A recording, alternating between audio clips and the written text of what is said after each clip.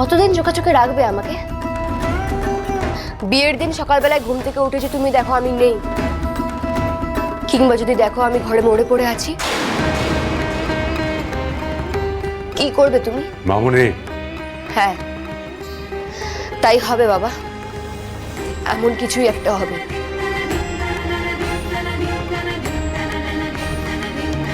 তুমি খুব ভালো করে জানো আমি তোমারই মেয়ে, জেদ আমারও কিছু কম নয়।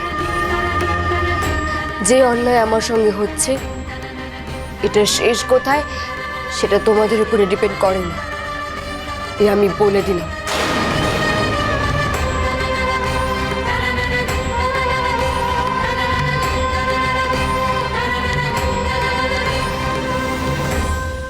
ছেড়ে দে, তালা লাগাতে হবে না।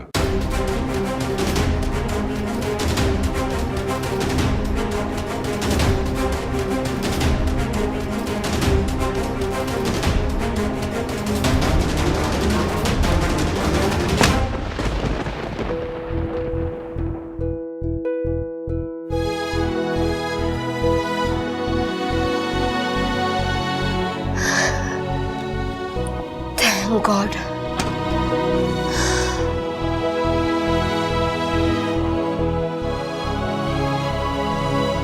এবার দুর্জয় আসবে তো, নাকি শেষ মুহূর্তে আবার কোনো বাধা পড়বে? আমার যে ওর সঙ্গে কথা বলতেই হবে, যে করে হোক। শুক্লা কোথায়? সে কি ছেলের শোকে বিছানা নিয়েছিল সেখানেই শুয়ে আছে নাকি? ওখান থেকে আর উঠবে না? রাতে খাবে না? জেঠুমনি, আমি তো মাকে বলেছিলাম, বারবার খেতে বলছি, কিন্তু উনি কিছুতেই খাচ্ছেন না, না খেয়েই শুয়ে পড়েছেন। ও বাবা, কোথাও আবার পিত্তি পড়লে পেটে ব্যথা হয়। আর এই কদিন আগেই তো ইয়ে কি হলো, কিসের গলবার্ডারের অপারেশন হলো।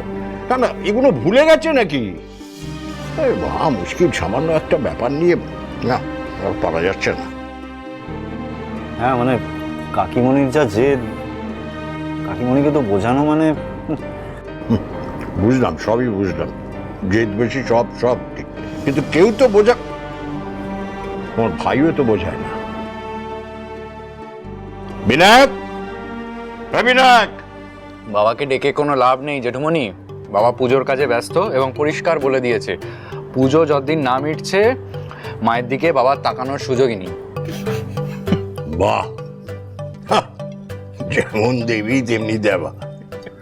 না, তার মানে এখন এই সমস্ত চলবে বাড়িতে? চলুক, তাই চলবে। এই তো শুনে এলাম জ্যোতিষী তপন দাস এ বাড়িতে আসছেন। হ্যাঁ, এই রাত 9:30 ওই লোকটা বাড়িতে আসবে? হ্যাঁ, শুক্লা তো শুয়ে আছে আর সব কাজ পিঙ্কিকে দিয়ে করাচ্ছে। পিঙ্কি হচ্ছে যত নষ্টের গোড়া। শুক্লাকে তাতাচ্ছে আর তিনি তালে উঠছেন তালে পড়ছেন, তালে উঠছেন তালে পড়ছেন। আসলে কি বলতো, রানীর সঙ্গে তো পটে না। সেই যে পিঙ্কি অন্যায়টা করেছিল আমার শাড়িটা,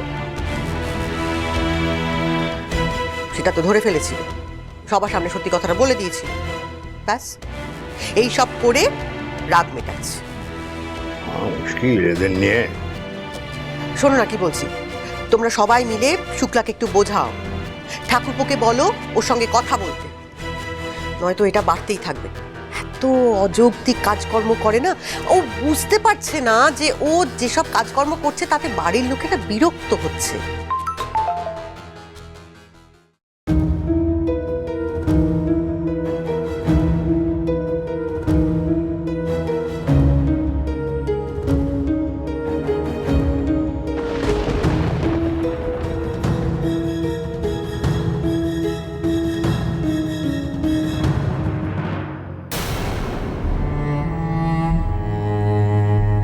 ভাই ভাই, এই যে এটা হচ্ছে লিকুইডেটর। হ্যাঁ, তোকে আর মশা মাছি কিচ্ছু কামড়াবে না।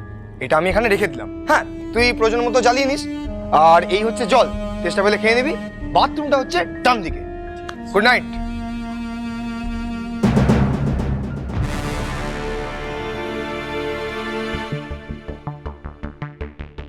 এই শোনা, এই ভাই বলছি যে আমি না কাকিমণিকে বলে দিয়েছি যে তুই খেয়ে দিয়ে ঘুমিয়ে গেছিস, হ্যাঁ, আর কোনো ঝামেলা করিসনি, কারোর সাথে দেখা ফাঁকা কিচ্ছু করিসনি, কালকে সোজা বাড়ি চলে যাবি, ঠিক আছে? ঠিক আছে।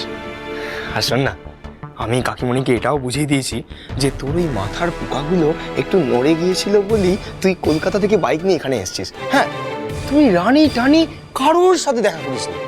ভাই ভালো করেছি না? হ্যাঁ, খুব ভালো করেছিস। সব থেকে ভালো কি করেছিস বলতো? আমার সাথে মায়ের কথা না বলি। এই যে বিয়ের পর তোর এত বুদ্ধি খুলে যাবে ভাবতে পারিনি রে। শুধু একটা লস হয়ে গেল। লস? হ্যাঁ, তুই আমায় ভুলে গেলি। এই ভাই, ভুলে গেলাম মানে? না, তুই কি বলছিস? কোথায় ভুলে গেলাম? এই যে তুই আমাকে টাকা দিচ্ছিস, কি সুন্দর আমরা ছোটবেলা থেকে একসাথে ঘুমাতাম, পায়ের উপর পা তুলে, গায়ের উপর গা তুলে, সব ভুলে গেলি তুই। এই হয়। এই ভাই, আরে এইরকম ভাবে বলিস না, কি বলছিস বলতো তুই? আসলে ব্যাপারটা কি হয়েছে বলতো, দেবুর আর আমার তো সবে সবে বিয়ে হয়েছে, তাই ও আমাকে ছাড়া, আমিও ওকে ছাড়া থাকতে পারবো না রে। ঠিক আছে ঠিক আছে, অত চাপ নিতে হবে না। আমি ভালো মতো বুঝতে পারছি তোর মনটা ওখানে পড়ে আছে। আর আমাকে নিয়ে সমস্যা নেই রে, আমি তো কাল ভোরবেলা চলে যাবো। যা তুই যা। এই ভাই, ভাই শোন না, মানে এই যে তুই এত তাড়াতাড়ি এত সহজভাবে পুরো ব্যাপারটা বুঝে গেলি, এটা কিন্তু আমার খুব ভালো লাগলো।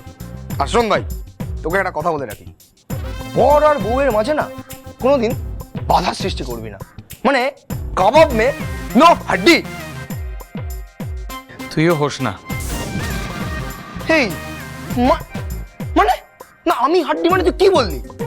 না না, আমি কিছু বলিনি। ওই দেখ বৌদি তোকে এক্ষুনি ডাকবে, বুঝতে পেরেছিস? যা যা যা যা, যা। ওই দেখ ডাকছে। এই ভাই আমি আসছি। হ্যাঁ, tata tata tata tata.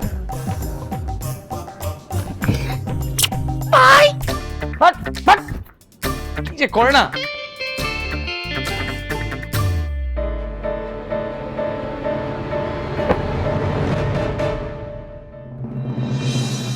I don't know, তুই বুঝতে পারছিস তোর বউকে আটকানো দরকার, বুঝতে পার?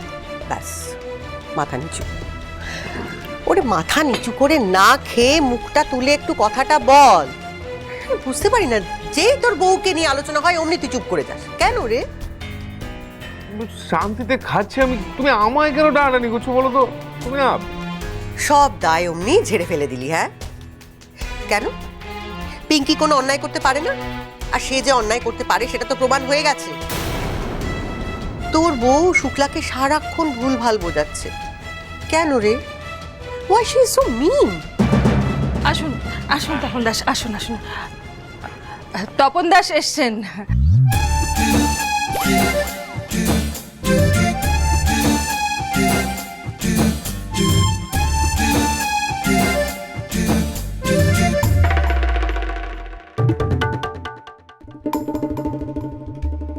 এত রাতে আপনাকে আসতে বললাম, কোনো অসুবিধা হয়নি তো? না না না, আমার আর কি অসুবিধে?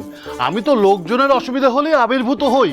ঠিক, মানুষ নয়, মানুষ নয়, আসল শত্রু হচ্ছে গিয়ে তোমার ওই গ্রহ। ঠিকই তো। আসল বাধা ওই গ্রহ। ঠিক। সেই আসল শত্রু, আসল বাধাকে সরাতে গেলে চাই আসল ওষুধ। একদম। সেটা কার কাছে আছে? তপন দাস। Doctor Tapan Das, astrologer. ঠিক ঠিক। বলছি কোথায় আসন গ্রহণ করব? ওই যে আপনাকে বললাম না, ছোট মাঝে ঘরে আছেন ওপরে, ওখানেই আপনার আসন গ্রহণ করার ব্যবস্থা করা হয়েছে। আসুন এদিকে। এসে গেছেন তপন দাস।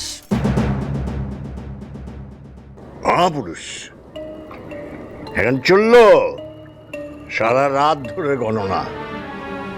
উনি জ্ঞান দেবেন কি করে ওই গ্রহ শত্রু তাড়ানো যায়। আচ্ছা, ওরা কাকে ভাবছে বলো তো এই গ্রহ শত্রু? কে শত্রু কে মিত্র কিচ্ছু বোঝা যাচ্ছে না। কে বাদীপক্ষ কে বিবাদী সব গুলিয়ে একাকার, বুঝলে? আর আমার কথা শোনো জেঠুমনি, তুমি এসবের মধ্যে জজ সাহেব হয়ে ঢুকতেই যেও না। মার রক্তচক্ষু যদি সবাই এড়াতে চাও তাহলে চুপচাপ খেয়ে দে, যে যা নিজের ঘরে গিয়ে শুয়ে পড়ো, ঠিক আছে? আমারও কিন্তু তাই মনে হয়। দেখো, যদি চাও যে পাড়ার লোক আর কিছু না জানুক, কাকুমনি চিৎকার করে বাড়ি না ভাঙুক, তাহলে চুপটি করে খেয়ে চুপটি করে ঘুমিয়ে